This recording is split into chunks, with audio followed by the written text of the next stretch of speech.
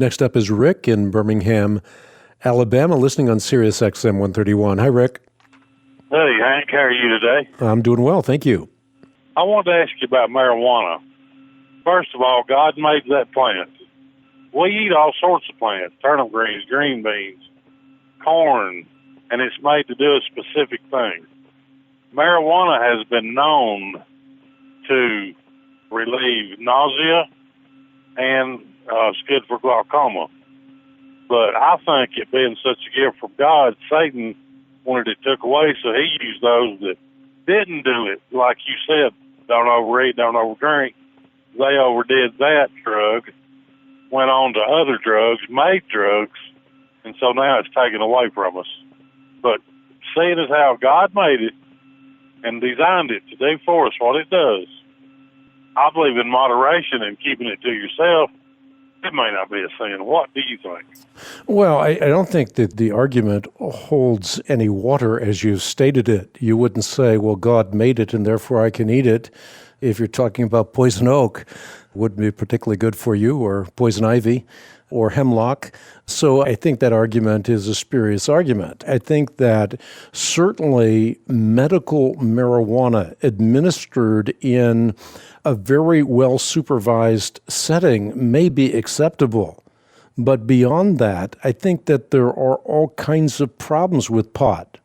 There are psychophysical problems, and they include diminished cognitive function, memory impairment. They can involve psychotic episodes. They can involve sleep deprivation and many other maladies. So there are psychophysical problems. There are also occult dangers. If you think about the spiritual impact of marijuana, it's pretty significant.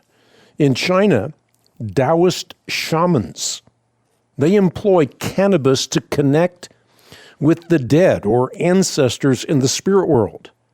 In India, you have devotees drinking bhang or smoking ganja, and they're making, at the same time, oblations to deities like Shiva. Sufi Muslims use cannabis as a method for spiritual exploration. And in the West, Rastafarians use what's called weed of wisdom to indulge in all kinds of interesting religious rituals. Even the Buddha is said to have partaken of the elixir of life on the pathway towards his enlightenment. So there are psychophysical problems, there are occult dangers, and I think there are also liabilities when you start to think about the psychoactive chemical in marijuana. By and large, people simply partake until they achieve a high. The danger is that feel is not real. Just 4 inhalations of THC is all it takes to achieve an altered state of consciousness. So a dose as little as 7 milligrams of the psychoactive chemical in marijuana can be a gateway to spiritual and psychophysical maladies, and it can cause your life to go into a spiral dive. And so I don't recommend it at all, except in very closed, supervised medical circumstances in which this is the very best solution that can be prescribed at the time. Now, say, I was talking about people that would use it right. You were talking about those people that went off into worshiping deities and all. Talking about somebody that just uses it right, almost like it was prescribed to you. As long as you used it right, do you think it would be wrong? Well, I do think so, because there are all kinds of problems that I mentioned. I didn't just mention occult problems or occult liabilities. I've also mentioned psychophysical problems. In fact, it was the first thing that I mentioned. And then I also mentioned the subjectivity in terms of what you actually feel when you're partaking, whether of a brownie or actually smoking the substance. I mean, people overdose very, very easily.